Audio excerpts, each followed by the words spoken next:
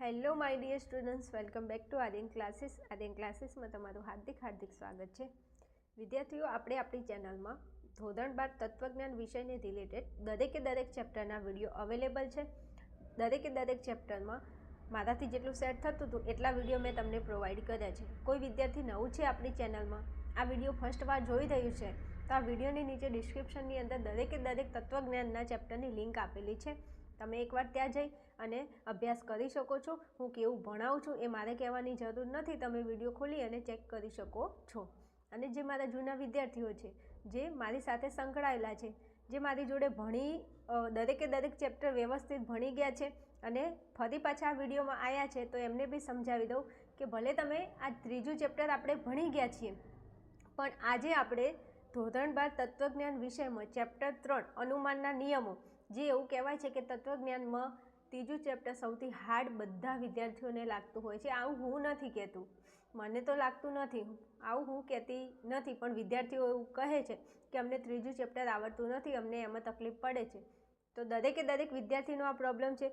મેં આ ચેપ્ટરના રિલેટેડ દરેક ટોપિકને લગતા વિડીયો અપલોડ કરેલા જ છે. લગભગ 10 થી 15,000 વિદ્યાર્થીઓ ભણીને ગયા જ છે. અને એ લોકોને કહી દઉં કે આજે આપણે શું કરવાનું છે, વન શોર્ટ રિવિઝન કરવાનું છે આપણા ત્રીજા ચેપ્ટરનું. તો વિદ્યાર્થીઓ, વિડીયોની અંત સુધી બન્યા રહેશો. એકવાર મારી ઉપર વિશ્વાસ કરી અને પૂરેપૂરો વિડીયો જોઈ લેજો. તમને કોઈ જગ્યાએ એવું નહીં લાગે કે મને આ ચેપ્ટર આવડતું નથી. હું ગેરંટી અને દાવા સાથે કહું છું કે તમને આ ચેપ્ટર આવડશે. કારણ કે હું ભણાવું તમને ના આવડે એ વાત જ ખોટી છે, પણ હું તમને કહું એવી મહેનતે કરવી પડશે. કે અમુક વળી કોમેન્ટ કરવા આવે, બેન તમે કહેતા હતા કે ચેપ્ટર આવડી જશે ને અમે આખો વિડીયો જોયો પણ ચેપ્ટર ના આવડ્યું. પણ મેં અંદર કંઈક એવું કીધું એ હશે કે બેટા આ રીતના મહેનત કરો અને આ રીતના ચેપ્ટરની શરૂઆત કરો, ચેપ્ટર તૈયાર કરો. જો ના આવડે તો તમે મને કોમેન્ટ કરો, પણ એવી મહેનત તમારે કરવી નથી, એટલે નથી આવડતું. ચલો બધું છોડો, સાઈડ કરો અને આપણે શરૂઆત કરીએ આપણા ચેપ્ટરની. ચલો, ચેપ્ટરનું નામ છે અનુમાનના નિયમો. ચેપ્ટરનું નામ જ છે અનુમાનના નિયમો. તો સૌથી પહેલાં આપણે શરૂઆત કરીશું કે અનુમાનના 8 નિયમો. તો વિદ્યાર્થીઓ, તમને સમજાવું કે અનુમાનના જે 8 નિયમો છે એનું સત્યતા કોષ્ટક અને એની જે સમજૂતી લખવાની છે એ તમારી બોર્ડની એક્ઝામમાં પૂછાતી નથી. તો તમારે કોઈ ચિંતા કરવાની નથી. બોર્ડની એક્ઝામમાં જે પૂછાય છે એ જ હું તમને વન શોટમાં ભણાવીશ. એટલે એવું ના વિચારતા કે આમાં જે મેનમાં જે આગળ આપણા જે કોઈ સત્યતા કોષ્ટક છે અને એની સમજૂતી છે એ તમે કેમ રિવિઝનમાં ના લીધું, પણ એ પૂછાતું નથી. ચલો, આપણા ચેપ્ટરની અંદર અનુમાનના નિયમો છે. કેટલા છે? 8 નિયમો છે. આ પ્રશ્ન તમને પહેલો MCQમાં પૂછી લે અથવા વિભાગ બીમાં પૂછે કે અનુમાનના નિયમો કેટલા, તો કેટલા આવશે? 8 આવશે. મેન તમને મૂળ મુદ્દો જો તમને કોઈ નડતો હોય આ ચેપ્ટરમાં, તો 8 નિયમો, જે નિયમો તમને યાદ રહેતા નથી. મારા વાલા વિદ્યાર્થીઓ, હું તમને કહી દઉં એક વાત કે જો તમારે તત્વજ્ઞાનમાં સારા માર્ક્સ લાવવા છે, 99-95 પ્લસ જવું છે, તો આ ચેપ્ટર તમે એવોઇડ કરશો તો તમારા માર્ક્સ એવોઇડ થઈ જશે. હા, કારણ કે વિભાગ એમાં તમે આના પ્રશ્નો ના કરે હોય તો વિભાગ એમાં 2 પ્રશ્નો તમારા 2 માર્ક્સ જતા રહે, વિભાગ બીમાં 1 માર્ક્સ, તો 3 માર્ક્સ તો તમારા અમથા જતા રહે. તો એવું ના થવા દેવું હોય તો ચેપ્ટરને તૈયાર કરો. એની માટે હું તમને ભણાવું છું, ડોન્ટ વરી. ચલો, અનુમાનના નિયમો કેટલા? 8. હવે આ 8 નિયમોના તમે અંગ્રેજી નામ પહેલાં. એ તત્વજ્ઞાનમાં તકલીફ છે. જો તમને એવું લાગે છે કે તમને તત્વજ્ઞાન વિશે હાર્ડ પડે છે, તમને તત્વજ્ઞાનમાં કંઈ ખબર પડતી નથી, ઘણા બધા વિદ્યાર્થીઓના એવા ફોન આવી ગયા છે કે અમે 2-3 ટ્રાય આપ્યા છે તત્વજ્ઞાન વિષયમાં તો પણ હજુ પાસ થયા નથી. એવા વિદ્યાર્થીઓને કહેવાનું ખાસ, અને જે એવા વિદ્યાર્થીઓ છે કે જેમને તત્વજ્ઞાનમાં 99-95 પ્લસ માર્ક્સ લાવવા છે, તો વિદ્યાર્થીઓ તમારા માટે એક સરસ મજાની જાહેરાત કરું છું કે મારા દ્વારા મેં તમારા માટે એક તત્વજ્ઞાનનો સરસ મજાનો પેપર સેટ તૈયાર કર્યો છે અને એમાં કુલ 6 પ્રશ્નપત્ર છે. તમે અહીંયા જોઈ શકો છો. તત્વજ્ઞાન ધોરણ 12 આર્ટ્સ અને 6 પ્રશ્નપત્ર છે. અને માર્ચ 2025ની જે લેટેસ્ટ પેપર પેટર્ન છે એના મુજબ મેં 6 પ્રશ્નપત્ર તમારા માટે તૈયાર કર્યા છે. મારા વાલા વિદ્યાર્થીઓ, તમે 8, 9, 10 મહિના શું કામ કર્યું છે, 8 મહિના 6 મહિના શું કામ કર્યું છે એનાથી કોઈ ફરક પડતો નથી, પણ 2 મહિના તમે કેવું બેટિંગ કરો છો ને એ બેટિંગના આધારે તમારા બોર્ડમાં માર્ક્સ આવવાના છે. તો રાહ કોની જુઓ છો? ફટાફટ તમે આપણું આર્યન ક્લાસીસ એપ્લિકેશન ડાઉનલોડ કરી શકો છો. અને એપ્લિકેશન ડાઉનલોડ કર્યા પછી એની અંદર આપણે પેપર સેટ મૂકેલો છે જે તમે ઓનલાઈન પરચેસ કરી શકો છો. વિદ્યાર્થીઓ, મેં મારા અનુભવના આધારે પેપર સેટ તૈયાર કરેલો છે. જ્યારે બોર્ડની એક્ઝામમાં બેઠા હશે ને ત્યારે બેઠે બેઠા પ્રશ્નો તમને જોવા મળશે ને ત્યારે તમને એક મજા આવશે અને એક ખુશી તમારા મોઢા ઉપર લહેરાતી હશે કે વાહ, પ્રશ્નો જે તૈયાર કર્યા હતા એ જ પ્રશ્નો છે. અને બીજું ખાસ મારે તમને કહેવાનું કે તમે કોઈ બીના પેપર સેટ તમે ખરીદતા હશો અથવા ખરીદી લીધા પણ હશે, પણ એનું પેપર સોલ્યુશન તો તમારે જાતે જ કરવાનું હોય છે. પણ આપણા પેપર સેટની અંદર હું તમને પેપર સેટનું સોલ્યુશન હું જાતે જ તમને કરાવવાની છું. અને મારી ચેનલની અંદર હું તત્વજ્ઞાન ભણાવું છું. છોકરા મારી જોડે ભણે છે ને એમને ખબર છે કે હું કેવું ભણાવું છું. મારી જોડે ભણતા વિદ્યાર્થીઓને 95, 99 અને 100માંથી 100 માર્ક્સ પણ આવે જ છે. એમ ના આવે છે તો તમારા પણ આવશે. પણ મારી ઉપર વિશ્વાસ કરી અને એકવાર આ પેપર સેટ ખરીદી અને હું તમને જેમ કહું એ પ્લાનિંગથી તમે જો પેપર સેટનું સોલ્યુશન કરશો, હું સોલ્યુશન તો તમને કરાવવાની જ છું. પણ એક વસ્તુ તમે થોડું ધ્યાનમાં લેજો વિદ્યાર્થીઓ, કે હું તત્વજ્ઞાનમાં 100માંથી 100 કેવી રીતે આવે, 100માંથી 99, 95 કેવી રીતે આવે ને એના રિલેટેડ દરેકે દરેક વિડીયો તમને એપ્લિકેશનમાં પ્રોવાઈડ કરીશ. આ જ પેપર સેટની અંદર હું તમને આ વિડીયો પ્રોવાઈડ કરીશ.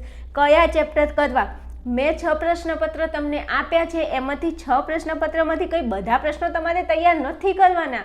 હું તમને વિડીયોની અંદર કહી દઈશ કે મારા વાલા વિદ્યાર્થીઓ, તમારે પ્રશ્નપત્રમાંથી આ પ્રશ્ન લખવાનો અને આ પ્રશ્ન 110% નહીં લખવાનો તો નહીં જ લખવાનો.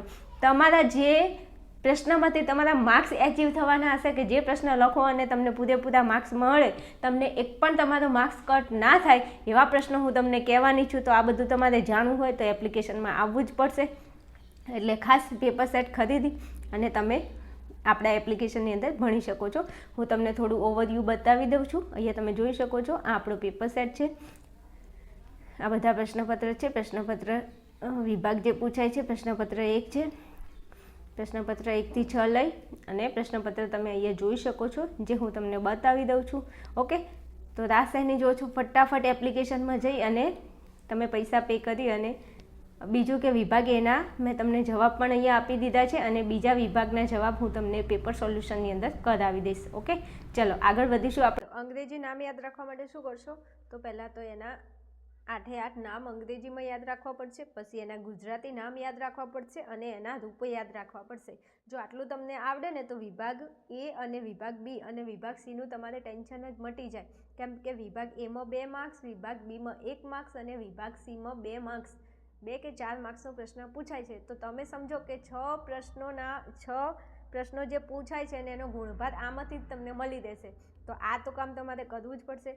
ચલો, 8 નિયમોમાં સૌથી પહેલાં છે એમપી, એમટી, એચએસ, ડીએસ, સીડી, સિમ્પ, કોન્જ અને એડ. જો નામ યાદ ન રહેતા હોય તો 10 વખત લખીને તૈયાર કરી દો અથવા તો કવિતા ગાતા શીખી જાઓ. એમપી, એમટી, એચએસ, ડીએસ, સીડી, સિમ્પ, કોન્જ, એડ. થઈ ગયા 8. બસ આટલું આખો દિવસ જ્યારે બેસો ઉઠો ગમે તે કામ કરતા હોય તો 8 નિયમોને ગાવાનું રાખો. જો ગાશો તો યાદ રહી જશે. તો નિયમ યાદ રહી ગયા, એમપી, એમટી, એચએસ, ડીએસ, સીડી, સિમ્પ, કોન્જ અને એડ. બસ આટલા નિયમ તમને આવડી ગયા. તો હવે શું કરવાનું, બસ એના ગુજરાતી નામ યાદ રાખો. જો ગુજરાતી નામ આવડી ગયા તો એના ઉપરથી તમને એના રૂપ તો યાદ રહી જશે. ઓકે, ચાલો. તો એમપીનું પૂરું નામ શું થાય, એમપીનું ગુજરાતી નામ જેને કહેવાય તો પૂર્વાંગના સ્વીકાર પરથી ઉત્તરાંગના સ્વીકારને લગતો નિયમ. એમપીનું પૂરું નામ તો પૂર્વાંગના સ્વીકાર પરથી ઉત્તરાંગના સ્વીકારને લગતો નિયમ. ચલો, પછી એમટી તો ઉત્તરાંગના નિષેધ પરથી પૂર્વાંગના નિષેધને લગતો નિયમ. હવે જોજો, અહીંયા પૂર્વાંગ છે પહેલાં, પછી ઉત્તરાંગ છે. અહીંયા ઉત્તરાંગ પહેલાં છે, પછી પૂર્વાંગ છે. બીજું, અહીંયા ઉત્તરાંગનો નિષેધ છે ને પછી પૂર્વાંગનો નિષેધ છે. અહીંયા એમપીમાં નિષેધ આવતું નથી. ઘણા બધા છોકરાને કન્ફ્યુઝન થાય અને પ્રોબ્લેમ થતો હોય તો આ 2 નિયમોમાં એમપી અને એમટીમાં કે આનું ગુજરાતી નામ આમ જ જાય, આનું આમાં આવતું રહે, એનું થોડું ધ્યાન રાખવાનું. ચલો, પછી એચએસ તો સોપાધિક સંવિધાનને લગતો નિયમ. ડીએસ વૈકલ્પિક સંવિધાનને લગતો નિયમ. સીડી વિધિવાચક વિધાનુમાનને લગતો નિયમ. આ હું ફટાફટ કેમ ભણાવું છું, આ 1 શોર્ટ રિવિઝન છે એટલા માટે. જો તમારે શાંતિથી ભણવું હોય તો ચેપ્ટરની લિંક નીચે આપેલી છે, લિંક ઉપર જઈ અને તમે આ ચેપ્ટરના વિડીયોને એક વિડીયોને શાંતિથી તમે ભણી શકો છો, જે મેં શાંતિથી ભણાય છે એવી રીતે. ચલો, પછી છે સિમ્પ. સિમ્પ એટલે સરલીકરણને લગતો નિયમ. ચલો, કોન્જ એટલે સમુચ્ચયને લગતો નિયમ. અને એડ એટલે વિકલ્પ વૃદ્ધિને લગતો નિયમ. તો આ એના ગુજરાતી નામો છે. જો તમને ઇંગ્લિશ નામ આવડી જાય, ગુજરાતી નામ આવડી જાય તો હવે એના રૂપો ઉપર આપણે જઈશું. તો મેં નીચે રૂપો લખેલા છે. આ મેં એટલા માટે લખીને રાખ્યું છે કે તમારો ટાઈમ બી ના બગડે અને મારો ટાઈમ બી ના બગડે એટલા માટે. હવે આ રૂપો તમને પૂછાય જ છે. આ ઉપર જે મેં તમને અહીંયા આ જે નિયમો લખ્યા છે ને, આ નિયમો તમને પૂછાય જ છે. આ તમને 100%ની 1000%ની ગેરંટી આપીને કહું છું. તો તૈયાર કરી લો. પછી એમ બોલો છો કે તત્વજ્ઞાન નથી આવડતું, માર્ક્સ નથી આવતા, તો કેવી રીતે આવે મારા વાલાઓ? જે કરવાનું છે એ તમે કરતા નથી. અને મારો 5 વર્ષનો અનુભવ છે. આ પૂછાય છે તો પૂછાય છે, એમાં કંઈ 11-12 વાત છે જ નહીં. ઓકે, એટલે મારી જોડે ભણેલા વિદ્યાર્થીઓને 100માંથી 100 માર્ક્સ એમને નથી આવતા.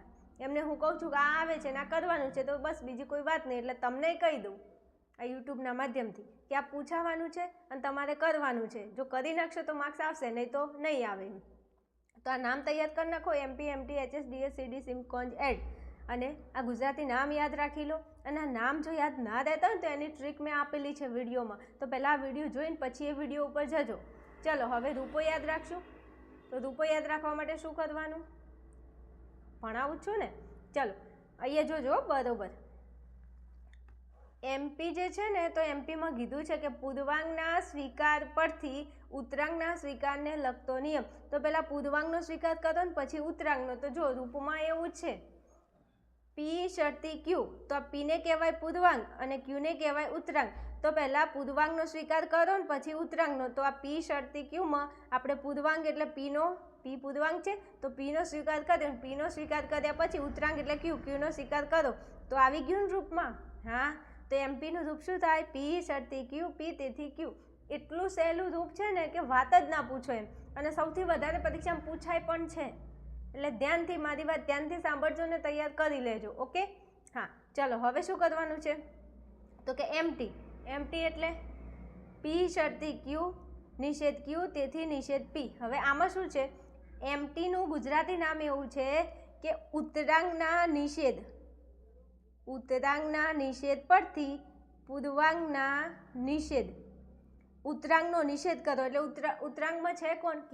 તો Qનો નિષેધ કરો. પછી પૂર્વાંગનો નિષેધ. પૂર્વાંગમાં કોણ છે? P. તો Pનો નિષેધ થઈ ગયો. હા થઈ ગયો. તો P શરતી Q, નિષેધ Q તેથી નિષેધ P. ક્લિયર? ચાલો આગળ જઈશું. HS. સોંપો 3 કામ HSને. 3 કામ સોંપી દો કોને? HSને. 3 કામ કેમ કીધું? કારણ કે 1, 2 અને 3 જો એમાં 3 વિધાનો છે એટલા માટે. તો P શરતી Q, પછી આ Qને અહીંયા નીચે લાવો. P શરતી Q, Qને નીચે લાવો. Q પછી કોણ આવે? R આવે. તો Q શરતી R અને પછી આમ ક્રોસમાં લઈ લો P શરતી R. ના ખબર પડી? જો પહેલાં P શરતી Q લખી દો. P શરતી Q. જો આમાંય P શરતી Q હતું, યાદ રહી જાય. આમાંય P શરતી Q હતું, યાદ રહી જાય. આમાંય P શરતી Q હતું, યાદ રહી જાય. તો નીચેના 2 યાદ રાખવાના છે. તો 2 યાદ રાખવા માટે શું કરશો? તો P શરતી Q તો આવડે છે, પછી Qને નીચે લાવી દીધો. લો હવે શું કરું? તો Q પછી શું આવે? R આવે. તો મૂકી દો ને R. મૂકી દીધું. તો હવે ત્રીજું કેવી રીતે યાદ રાખવું? તો યાદ જ ક્યાં રાખવાનું છે? કેમ? આ P ને R ને નીચે લખી દો. તેથી P શરતી R. જો આવડે કે ન આવડે, આવી ટેકનિક છે અને ભણાવીએ છે. ના ભણીએ તો ભણી લેજો તો બોર્ડમાં માર્ક્સ જતા બચી જાય. ચલો પછી છે DS. હવે DSનું ગુજરાતી નામ તમે જોઈ શકો છો. અહીંયા DS કીધું છે ને, એમાં કીધું છે કે વૈકલ્પિક વૃદ્ધિને સંવિધાનને લગતો નિયમ.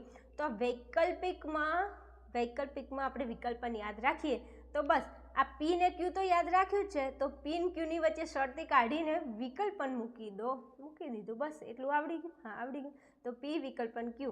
પછી Pનો નિષેધ કરો અથવા Qનો. અહીંયા જો P વિકલ્પન Q, નિષેધ P તેથી Q. અને આને બીજી રીતે આવી રીતે પણ લખી શકો. P વિકલ્પન Q, નિષેધ Q તેથી P. આ બંનેમાંથી કોઈ પણ એકનો નિષેધ કરો અને પછી જેનો નિષેધ કરો એના પછી જે બીજું વિધાન હોય એને નીચે ઉતારી દો. જો એવું છે. જો અહીંયા P વિકલ્પન Q છે. હા હવે અહીંયા Pનો નિષેધ કર્યો તો Pનો નિષેધ થઈ ગયો. વધ્યું કોણ? Q. એને નીચે મૂકી દો. બીજી રીતે આવી રીતે લખી શકો કે P વિકલ્પન Q. Qનો નિષેધ કર્યો તો વધ્યું કોણ? P. તો Pને નીચે મૂકી દો. કશું જ નથી રૂપોમાં. અને રૂપો તો વળી સૌથી વધારે પૂછાય. રૂપો આવડે ને તો આખું ચેપ્ટર આવડે, કારણ કે રૂપો ઉપરથી 3.1, 3.2 અને આખો સ્વાધ્યાય એના ઉપર છે. ક્લિયર? આગળ જાઉં. ચાલો હવે આવશે 5 નંબરમાં સીડી ચડશું.